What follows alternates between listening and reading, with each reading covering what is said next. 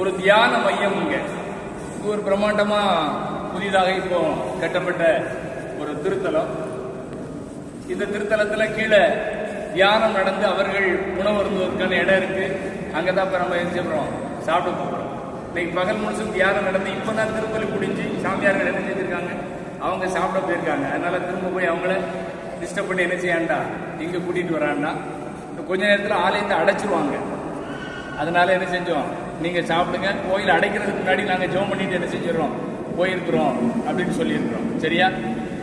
ஆண்டவருடைய இரக்கத்தை பெறுகிற இடம், இறை இரக்கத்தின் திருத்தலம்.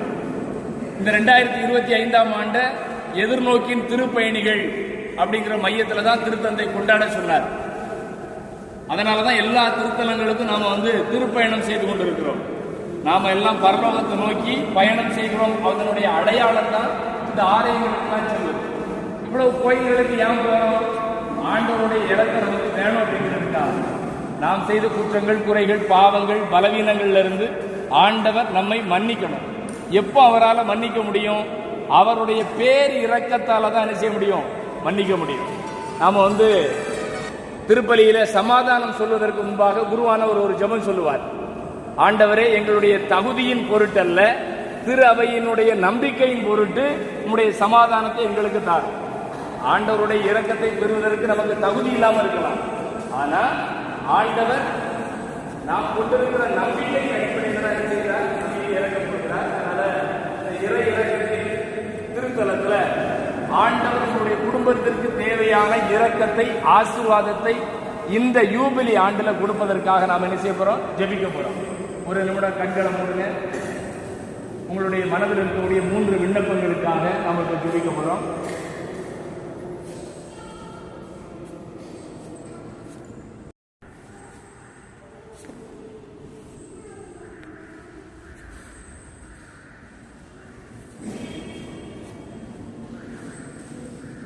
ஜெபிப்போமாக. ஆண்டவர்களோடு இருப்பாராக.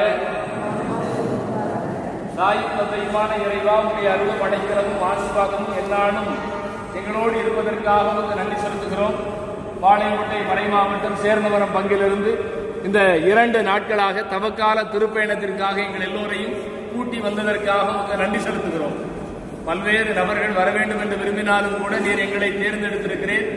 பணமோ பொருளாதாரமோ முதன்மை அல்லது என்று இந்த திருத்தலங்களெல்லாம் சந்திப்பதற்காக நாங்கள் எடுத்துக்கொண்ட எல்லா முயற்சிகளையும் சிரத்தைகளையும் நாங்கள் உங்களுடைய திருப்பாதம் ஒப்புக் கொடுக்கிறோம். இந்த 2 நாட்கள் நீர் செய்த எல்லா ஆசீர்வாதங்களுக்காக நன்றி கூறுகிறோம். வந்த இடங்கள், பயணித்த வாகனங்கள், வாகனங்களை ஓட்டியவர்கள், சமைத்தவர்கள், இந்த திருப்பயணத்திற்காக பல நிலைகளில் ஒத்துழைத்தவர்கள், உதவியர்கள், நாம் சென்ற திருத்தலங்களில் எல்லாம் நமக்காக இடங்களை ஏற்பாடு செய்து கொடுத்த அந்த திருத்தல அதிபர்கள், பங்கு தந்தையர்கள், அருட்சகோதரிகள், ஒவ்வொரு ஊரினுடைய ஊர் பொறுப்பாளர்கள், உபதேசியார்கள், இந்த திருப்பயணத்திற்காக வந்திருந்த அனைவரையும் ஆண்டவரே நீர்தாமே ஆசீர்வதியும்.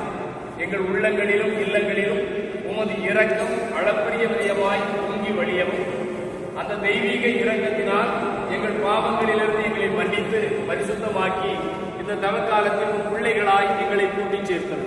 இவை அனைத்தையும் எங்கள் ஆண்டவர் இயேசு கிறிஸ்து வழியாக மன்றாடுகின்றோம். எல்லாமல இறைவன் தந்தை, மகன், தூய ஆவியார் உங்கள் எல்லோரையும் ஆசீர்வதிப்பாராக. இயேசுக்கே புகழ், இயேசுக்கே நன்றி, மரியே வாழ்க.